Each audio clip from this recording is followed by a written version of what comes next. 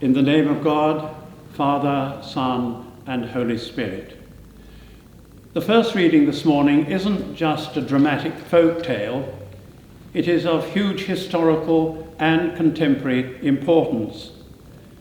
You remember that Abraham was given a promise that his descendants would be as numerous as the stars in the sky. But as he grew older, this seemed increasingly unlikely. And so Sarah persuaded him to have a baby by his maid Hagar. But when the baby was born, Sarah immediately felt very jealous that Hagar had a baby and she hadn't. And so she treated her very badly and she fled into the wilderness. And in the wilderness, an angel greeted Hagar and said, "Don't worry, your son Ishmael is also going to be the father of many, many descendants. Go back and live with Abraham and Sarah." And this she did. And by this time, Abraham and Sarah themselves had a child, Isaac. But then Sarah became very jealous again. She saw Isaac and Ishmael playing happily together, and she thought to herself she wanted only her own son, Isaac, to be the inheritor of the promise. And therefore she persuaded Abraham to get rid of her. Abraham was very, very depressed and fed up about that, didn't want to do it, but eventually he was persuaded, and Hagar fled into the wilderness with just some provisions for a day or two. And when she saw that her child was dying of thirst, she stuffed the baby under a tree because she couldn't bear to hear the sounds of her baby crying as he died of thirst. And again, an angel came and said, "Fear not. You are going to be all right. Your son is going to be the father of many nations." And Sarah's eyes were open and she saw a great well of water, and she went back to live with Sarah and Abraham again. And the reason why this story, this ancient folk tale, is so important historically and from a contemporary point of view is that whereas Christians trace the history of their faith community back to Abraham via Isaac, Muslims traced their faith community back through Ishmael to Abraham. And in the Quran there's virtually nothing at all, of course, about Isaac. It's all about Ishmael.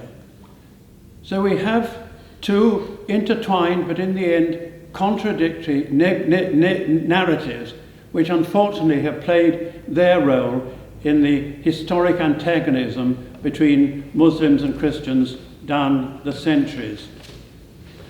Now, of course, a very good deal could be said about the relationship between Christians and Muslims, but in my experience of interfaith relationships, there are three very fundamental, simple principles, whether we're reading books about Muslims or reading about them or talking to them in a bus queue or whatever it might be. First of all, we need to avoid cultural stereotypes. Avoid seeing them through the eyes of our own culture, which is prejudiced against Muslims. We have to let Muslims speak for themselves in their own words. And secondly, although we of course discover that there are sometimes very contradictory views, also there is much common ground. After all, we are all children of Abraham. We all believe in the one God, creator of heaven and earth. We believe that that God discloses himself to especially inspired people, the prophets. We believe that God's purpose for humanity is our human well-being and our eternal blessedness, and we are ultimately accountable to him. And those seem to me to be three very, very sensible principles with which we can relate to Muslims, whatever perspective we find ourselves. Now, of course, from a Christian point of view, it is a very great mystery as to how Muhammad arose and managed to capture the hearts and minds of so many people in the world. In the 6th and 7th century, Christians thought that they had achieved the most remarkable story of all kind. They had won over the hearts and minds of the whole Roman world. And then suddenly along came this other prophet, and suddenly the historic heartlands of Christianity in the Middle East and North Africa were suddenly all culturally Muslim. Now, I think we have to accept that there's an ultimate mystery here about why it is that within the providence of God another prophet arises who managed to win the allegiance of so many people. We simply don't know. We know the historical and political reasons, one of which sadly was the terrible disunity of Christians at that time. What was one of the reasons why Muslims made such very, very rapid headway over less than 100 years? There's ultimately, I think, a big mystery here. But perhaps there's just one point we can take out of that story for our own personal lives and the way that we look at the world, and that is that however cruelly Hagar and her child were treated, they were not abandoned by God. They were succored by an angel. And so although they didn't, according to the Christian and Jewish account, belong to the family specially chosen by God, nevertheless they remained within the providence of God. And so I think that we take the point that whatever culture people belong to, whatever religion they profess, they also are held in being God and succored by God.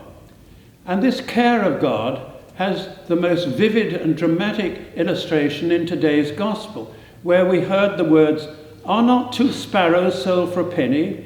Yet without your Father's knowledge, not one of them can fall to the ground. As for you, even the hairs on your head have all been counted. So don't be afraid. You are worth more than any number of sparrows." This doesn't mean to say that we can be spared nasty things in life. It says that we are known to God and nothing is outside his providence. And if that is true for Christians, it is surely true for all those whom God holds in being. But that gospel also contains some extremely challenging sayings. We asked, through the words of Jesus, for our total allegiance to our God, our total loyalty to him above all other things. Particularly challenging was what the gospel said about the family. Even above the family, our allegiance and loyalty is to be to God. It wasn't long ago in Barnes I spoke to someone, I don't think was a church member, who said to me in a very heartfelt way, "It's only the family that matters."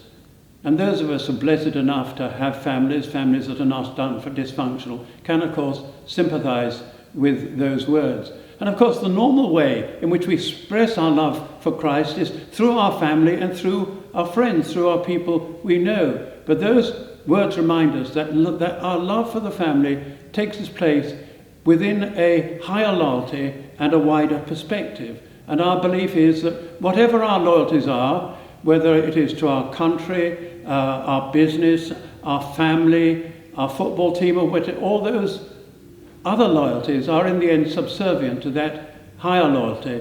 And it is in response to that higher loyalty of God who's been made known to us in Jesus that everything falls into place, that we have a proper perspective on life, and in the light of which we find our blessedness on this earth and in eternity. So no one, whatever their culture or religion and belief, is outside the providence of God. That's the point, the first point. The second point is that we are called into a very special and intimate relationship with God, as he's made himself known to us in Jesus. Jews, as you know, believe that they were called into a special covenantal relationship with God through their community, a commitment of mutual faithfulness. As Christians, we believe that call into a covenanted relationship is focused in Jesus. And Jesus came amongst us in order to make the kingdom of love present within us. And we seek to live within God's kingdom of love. And within that kingdom of love, we're called into a very, very special and intimate relationship with God, in which we offer him our total allegiance, our utter loyalty. And to that God, the Father, the Son, and the Holy Spirit, be all glory, now and forevermore.